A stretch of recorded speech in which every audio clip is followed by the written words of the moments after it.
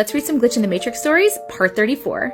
Oh my god, this one is good. As long, I gotta talk fast. So this one happened in 2013. I was 22, finishing university, and it's common to still live with my family if you study in your hometown. At uni, I had this best friend, and a few weeks before she moved out of her house near campus, someone robbed the place. I immediately told her to get her bag and come stay with me. We couldn't sleep in my room single bed, and my mom was painting hers with a double bed, so my mom slept in mine, and we slept in the living room couches. Not ideal, but fine. Couches were forming an L, and we slept head to head. We didn't do anything the night before, just slept. No alcohol or movies or anything. Anyway, in the morning, I open my eyes to the normal house noises and see my BFF dressed in jeans and a caramel top with a huge brown stain on it. She's a perfectionist and wouldn't wear anything stained, so I got curious and looked more closely at her, touching up on her hair in the hallway mirror, acting almost too happy. She was just robbed and never a morning person. She looked weird, like older and colder inside. It was so weird. I sat up some more to see her wink at me in the reflection. I spent all day every day with that girl for 4 years, and she physically couldn't wink.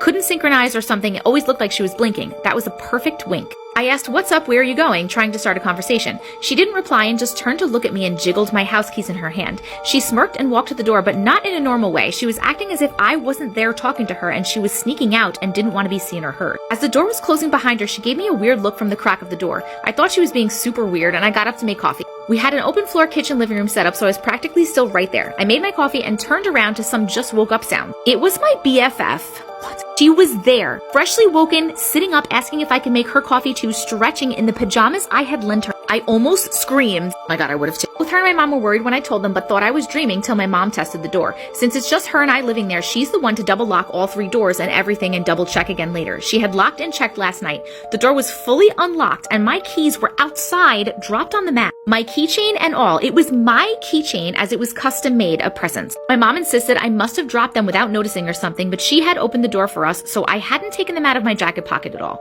We let it slide for some reason. She left the keys on the kitchen aisle so I'd not forget them going out. Anyway, my BFF and I got ready and she put on the caramel top she was wearing earlier. No stain. I was creeped out, but okay. Going for my jacket in the other room, I heard O's and stuff and come back to see my mom and my BFF trying to wipe off a coffee stain on my friend's top. The stain.